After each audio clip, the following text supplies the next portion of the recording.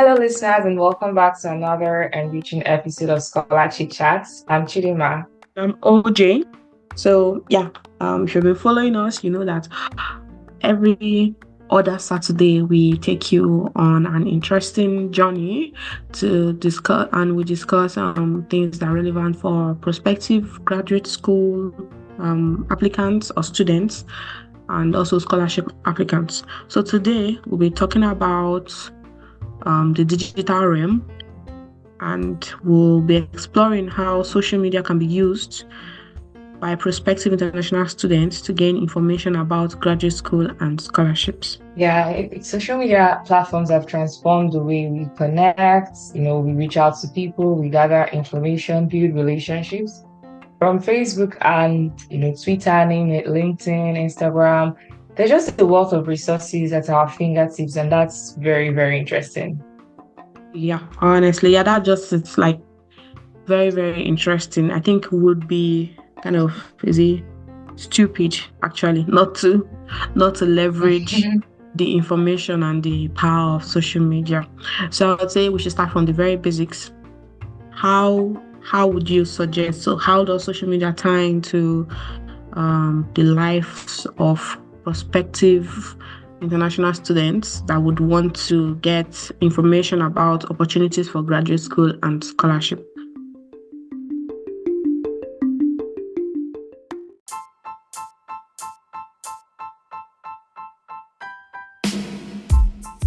Hello everyone, I'm Chidima. And I'm Ojanugwa. You can call me OJ. Welcome to Scholar Chit Chats. We're your hosts on this exciting journey. That's right. Scholar Chit Chats is not just a podcast, it's a conversation. A talk show crafted to bring you a fresh, honest, and comprehensive perspective on academic scholarships, professional life, and the unique experiences of life in the diaspora or as an international student. And we are not just talking theory, we're sharing insights from our own lived experiences because we've been there, navigating academia, chasing scholarships, and building our professional lives in a foreign land. So a big thank you for joining us today. It's fantastic to have you on board. We're beyond excited about this episode, and we hope you are too. Get ready to dive deep, laugh with us, and maybe even learn a thing or two. So without much ado, let's jump into Scholar Chit Chats. It's going to be a journey full of stories, wisdom, and maybe a few surprises along the way. So thanks for being here, and let's make this episode an insightful and enjoyable ride. Here we go.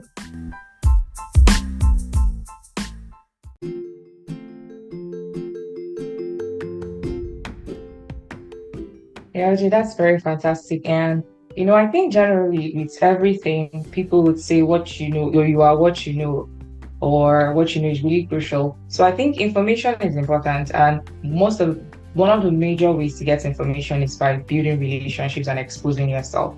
So I think that for any international students who is interested in graduate school opportunities, one of the things I would say you'd want to do rather, is to follow universities, scholarship organizations. I know that there are several organizations that post opportunities for international students. For instance, I know about opportunities.com, and you want to follow them. I'll use my own personal experience. I can't remember. I think it's called Intel Scholarship. So one of the good things about Intel Scholarship is that you are able to join their WhatsApp group. And almost every day they send opportunities, not just, for scholarships across different areas of the globe, not just maybe based in the United States or generally anywhere. And I find that really helpful. So if you're someone who wants a more personalized feeling, or, that may be one way to help, you can subscribe to email newsletters. There are newsletters that I get, every week where I get information, or follow them. So if you're interested in a particular school or maybe a scholarship body, you can just follow them on different social media platforms. They usually post information. So I think one thing in summary, I would say, follow the relevant schools. If you identify a couple of schools you're interested in, follow them on their different social media platforms, subscribe to their newsletters, and maybe, get a more personalized feeling based on what you want, either newsletter or maybe join the WhatsApp groups that I mentioned earlier. So I think that's just what I would say about that. Yes, thank you so much. Like you're completely right. I think I like the point where you talked about signing up to school newsletters because it just reminded me that today I got an Mm, email from I think University of Calgary or something when I was looking at applying mm, to Canada. And they just sent me an email mhm. and I was like, oh, these guys, oh, once upon a time I was trying I was trying to go to your school.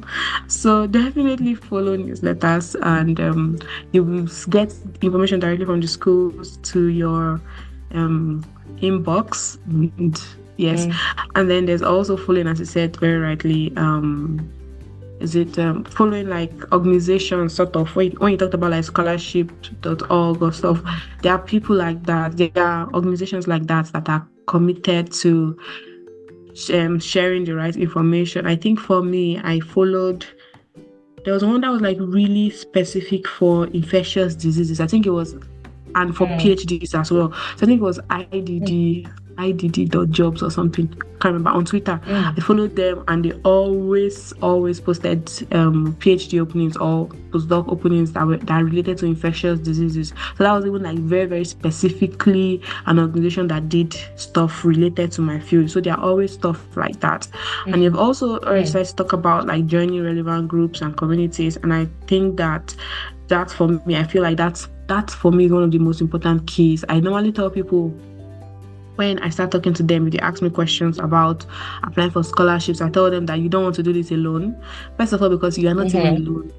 You're not alone. There's that mhm, notion that comes with if you're not in the community of people doing the same thing and you say, oh, I'm mm, all alone, I'm doing this by myself. It's not true. There are many mm, people doing what you're doing and getting the same kind of results. Like if you're getting rejections, tons of people getting rejections. If you will get in, there will be a lot of people as mm, well that will get in. So get to the right network. What that does for you is it keeps you encouraged. I usually talk about my own story of mm, how when I first started applying, my first year, all my applications were rejections. And I was so downcast and I was so worried that, oh, I was doing the wrong thing. And I was like, what are these people looking for? mhm, I don't know what they were looking for. And mm, then I started joining like Telegram groups, WhatsApp groups. mhm, That mm, was my start actually. I and then I remember I joined this one Dr. Casey's mentorship platform, which I still am on. And I mm, saw people there talking about their experience mm, applying for scholarships for 3 years, applying for scholarship for 5 years. Not with terrible profiles actually. These people had mm, very good profiles that were even wowing me. Like I was wowed at that point, and they were mhm, not getting scholarships. And so, mm, and I was like, oh my God, okay, that means, oh wow, you need to really upskill and then you really need mm, to continue to apply. Don't give up. Like this is just one. There are people that have tried and are even like in a sense more mm, qualified than you are.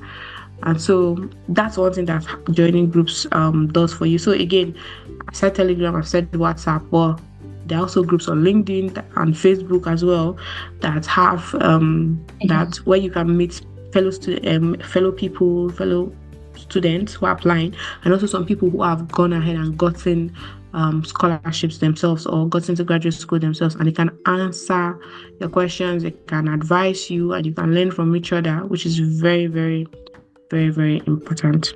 Chidma, do you have something to mm. say or an additional points to about leveraging social media? Yeah, I think that you made such a fantastic point. Just knowing that there is strength in community. I think generally with things like this, you don't want to isolate yourself because you learn one or two things from people that are applying, and not just at times it's not just the learning, it's also the encouragement. I remember when I was waiting for Chibling scholarship, I had someone who was also waiting. We were both on the reserve list. I'd never met him before. He's from I think Kenya, if I remember now. So we just encourage each other. It's like, oh, have you heard from Chibling? Like, no, let's keep waiting. Let's not give up hope. He was such a very good encouragement. So the first time he got his feedback first, I was like, oh my God. I was so happy for him and I was still waiting for mine. And then when I got mine, we later got to meet when we knew. So I feel like that's really important. I think another point I want to say that it make is that it's essential to engage with influencers rather and experts in your field. And that's really important because there are a plethora of scholarships. And what influencers and experts in your field of study do is that they provide tailor-made or tailored version scholarship opportunities for you, and also share their own like experience. So, for instance, Twitter and LinkedIn is such a very wonderful social media platform to leverage on for opportunities like this. So you have many academics, professionals, and the funny thing is, oftentimes you can even get posts of your future faculty members who are probably interested in working with you. So that's one thing you gain. I know on Twitter, for instance, professors do share that they have openings, right? For scholarships within their research lab. So that's something that you want to do, follow the right people. In summary, I know we have a diverse mix of people listening to us, but then in Nigeria I would say follow who know road. So I think I'll end with that. Yeah, no, definitely. I think that is something very, very important you have talked about, following influencers. I think that was also something I did that I found really, really useful.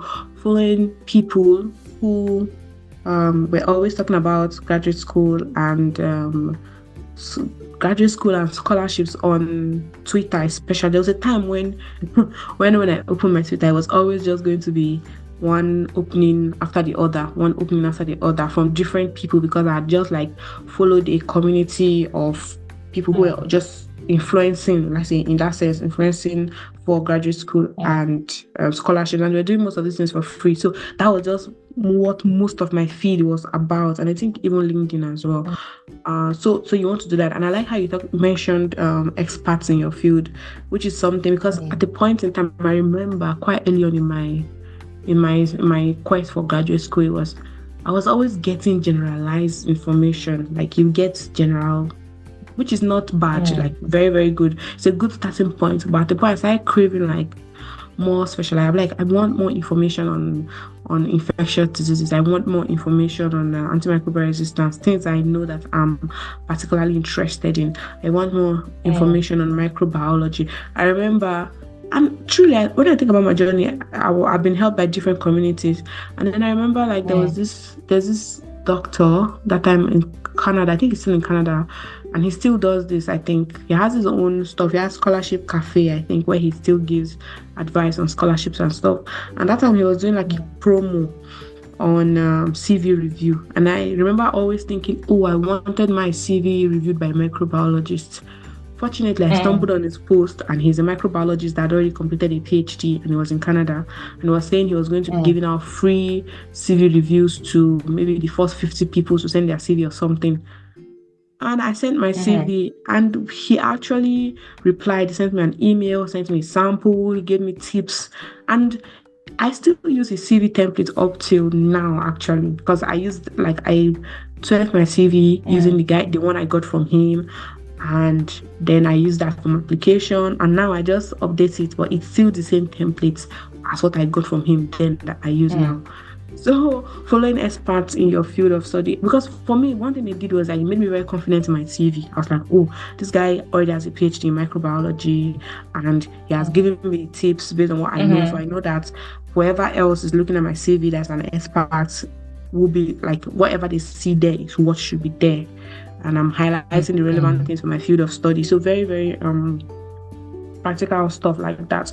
So yeah, those are things. And then I want to say that, yeah, nowadays, I mean, people don't really talk about hashtags a lot, but you probably still as well want to follow hashtags, because I think you may start by wondering, oh, who do I follow? How do I know who to follow? Right? Because like, who are they? You've talked about community, you've talked about influencer, but like, who are they? And maybe we've mentioned some names. Maybe we've not, but if you go on LinkedIn or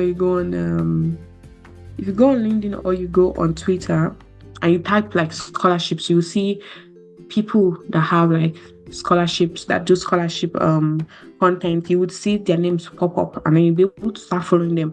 And the thing is that when you follow one person, you would see like people like the network expands, and then before you know, you're following like a ton of people who are talking about scholarships.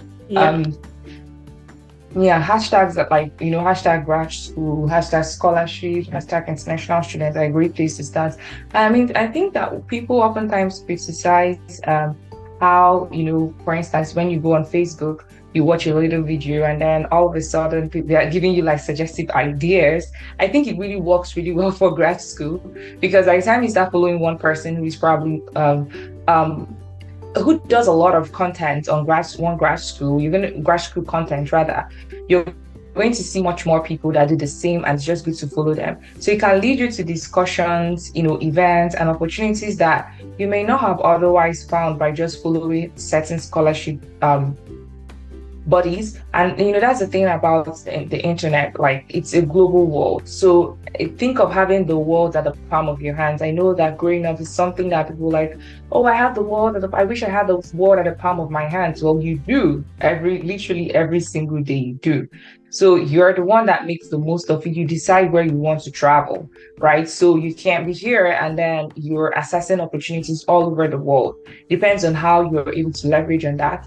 So I think that you're very right. Hashtags are very important, and yeah, they just give you. It's more like having a summary of what's happening. So when you come online, you want to get a summary.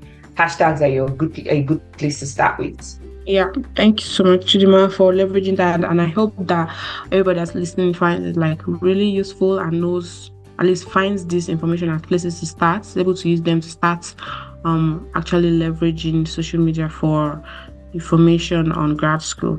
So I think there's one other question I'd like to ask international students. How should they use social media, not just to search for information, but what are the best practices for them to keep in mind as they continue to use social media? Yeah, that's very, very important. I think this is what people call digital footprints, right?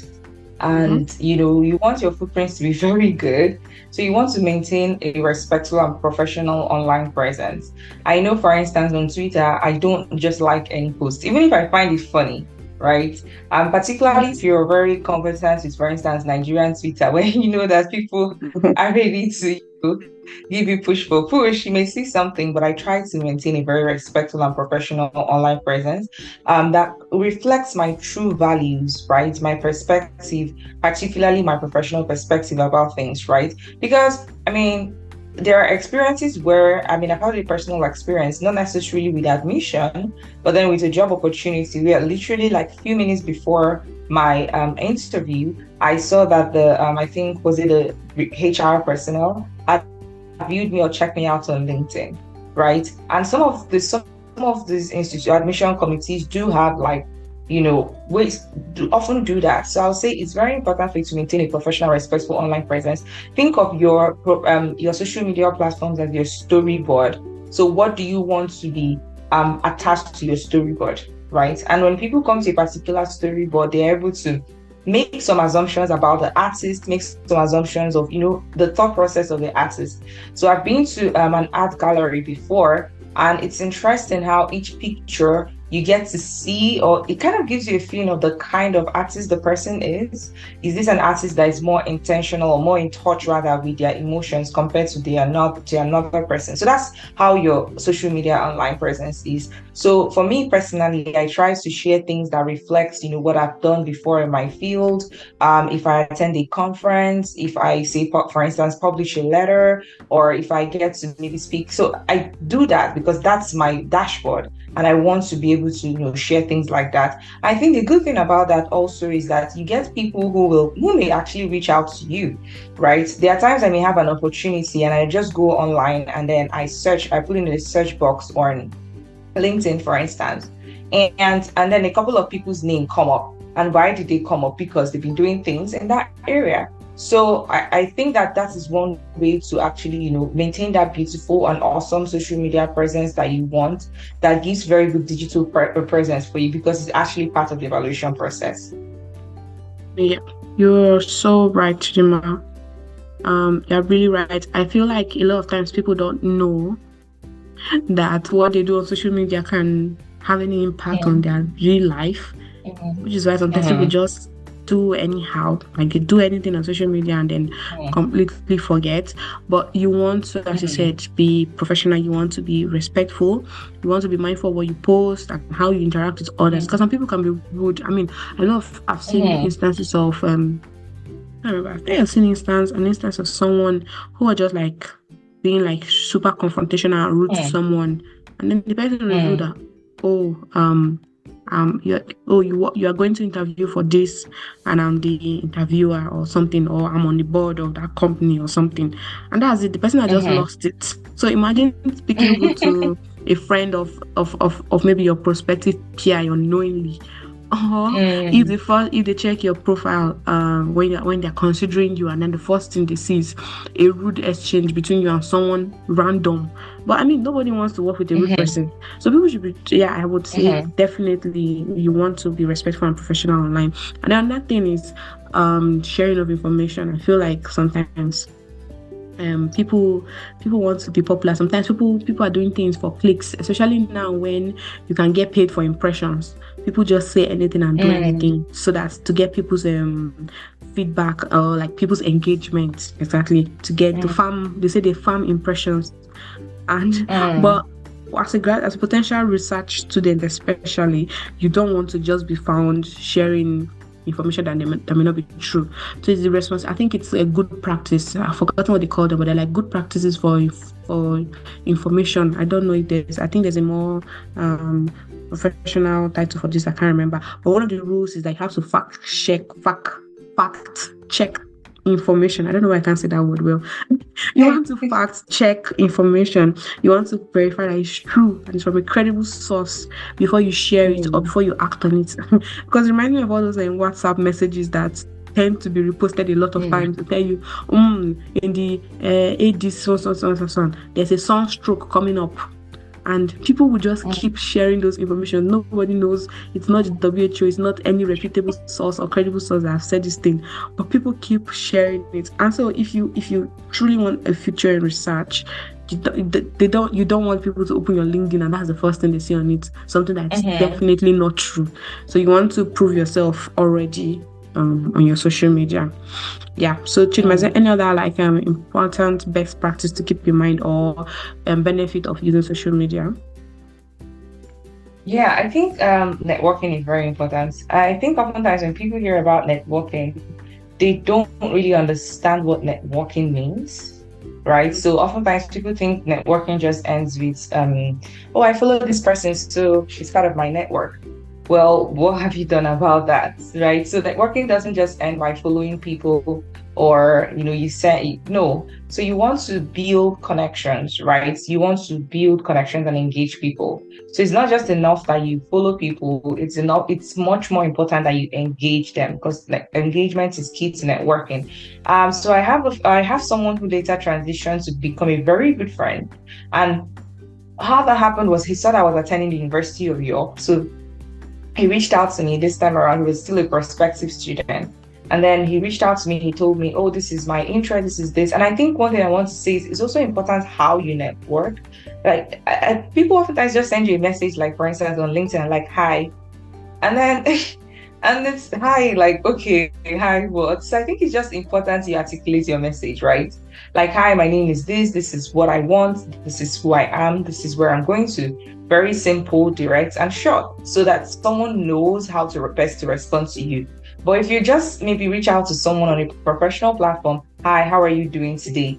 And then it's not really so professional, right? So it's not networking, how to network is very important. So back to my story anyway. So he reached out to me and then he told me what he wanted to do. And the good thing is I was able to help him and then, transition into his movement. And we later had a very good professional relationship. And last year he graduated with a distinction, right? And we just built this network on LinkedIn. So it's very, and not just I was able to help him, even right now, he's also of help to me in my own area. So I think that that's something that we also look out for current students, alumni, faculty, reach out to them. And, I think that's just a wonderful thing I would say. Awesome, Chidima, like 100%. I remember when I first joined my uni, so at the RVC then, and I was just like really struggling with the whole concept because it was something, the course was new to me and everything. And I went on social media, decided to find people who had gone through my course and chatted them up. And that was really, really valuable to me, chatting up those people. Even for my PhD, I remember as well, when I got the offer, I also went on LinkedIn and found a prospective student that I now am buddies with because we're on the same program.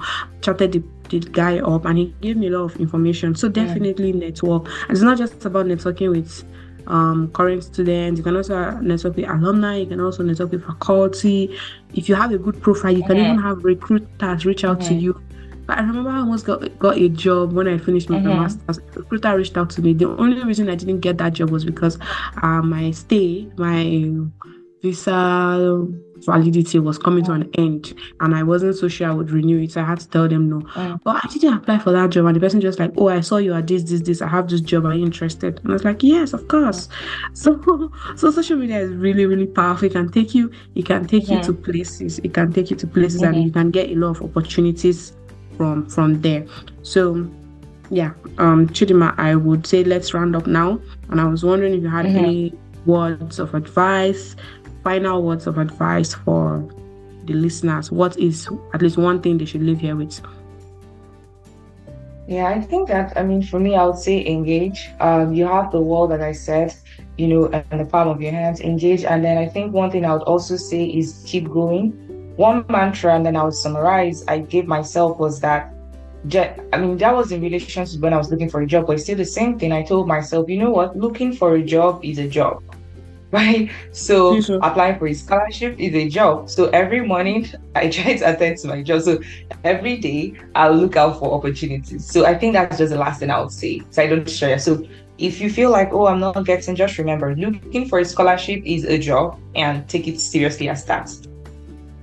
That's powerful. To be honest, I say the same thing to myself, and I say the same thing to people when I start talking to them. I'm like, forget, you probably have a full-time job, you're doing all that things, but applying for a scholarship in itself is a full-time job. You have to accord it that respect and that priority in your life to be able to get anything meaningful out of it.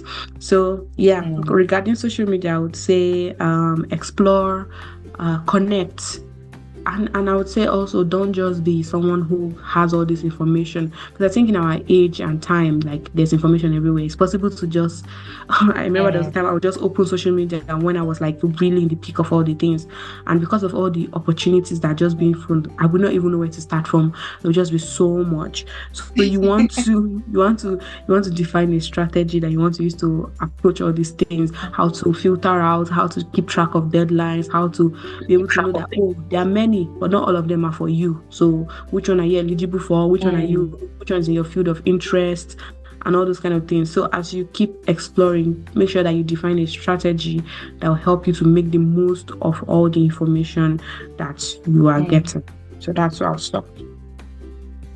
Well said, OJ. That's fantastic. So in summary, as we're saying, explore, connect, and engage.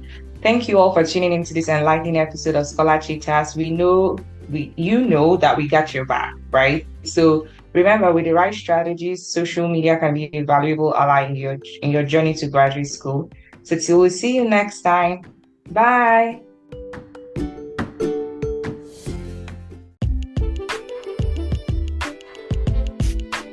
Thank you so much for joining us on this episode of Scholar Chit Chat. If you found our conversation insightful and enjoyable, be sure to hit the like button and subscribe to stay updated. We've got a lot more in store, and we don't want you to miss out. We are always diving into topics like this: academics, scholarship, professional life, and the international student experience. It's what makes Scholar Chit Chats your go-to podcast for a fresh perspective. Also, don't keep all this wisdom to yourself. Share this episode with your friends and family who could benefit from it. We are building a community of learners and would love for you to be a part of it. Your thoughts matter to us. We want to hear from you. Drop your comments and questions in the chat, or send your questions, suggestions, and comments to scholarchitchat@gmail.com. Your input helps shape the future of Scholar Chit Chats. So that's a wrap for today, and we'll be back with more insight stories and chit chats in the next episode. Until then, take care, stay curious, and see you soon.